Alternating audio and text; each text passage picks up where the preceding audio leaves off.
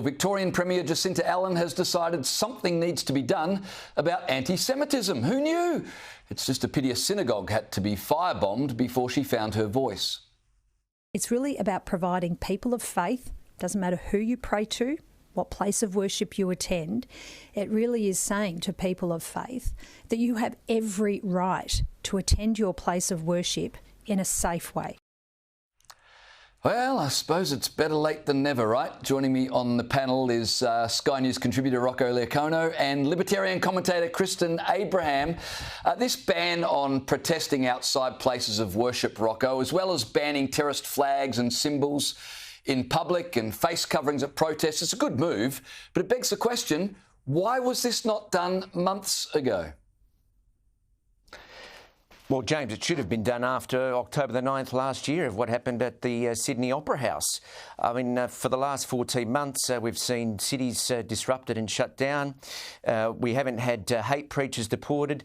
And compare that to what happened during COVID when peaceful protesters were shot at with rubber bullets, pregnant women were arrested in their own homes, grandmothers harassed and mentally ill men smashed to the ground by the Victoria Police.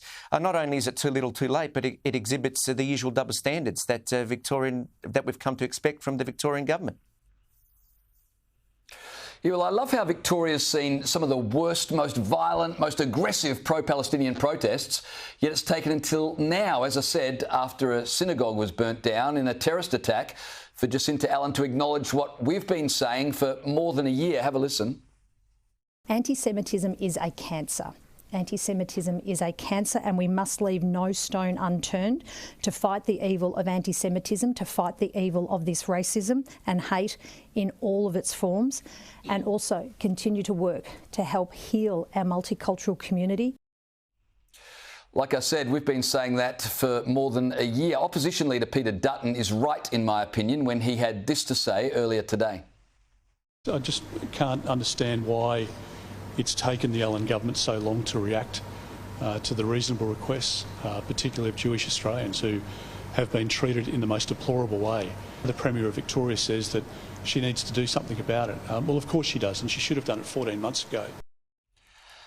Yeah, it does make you curious, doesn't it, Kristen? Why has it taken so long for, I mean, Labor federally have been terrible, and we know they've got their eye on Western Sydney seats. It's all very political. What's going on in Victoria? Why has the Premier taken so long to address this? What's not going on in Victoria, James? It's just, fair point. It's a circus around here. But in terms of what they're proposing at the moment, all I can really think of is there already laws on firebombing places? Is there already laws on, doing no harm to others? And aren't there laws that they can be enforcing? The other gentleman did say that there was peaceful protests in the pandemic and they shot rubber bullets at Victorians. So how about they enforce the laws that are already there, rather than proposing a legislation that is potentially going to further impeach civil liberties, which we have a massive problem with here in Victoria? Well, you know, the other irony is it was back in, I think, 2015 that Dan Andrews got rid of the ability for police to move people on if they were creating a problem. And then when that was tried to be brought back by the coalition in 2019, the Labor government opposed that. So like you said, they've had laws in place that they could have used but haven't, or that they got rid of. Now they're acting like they've come in to save the day with all these new laws.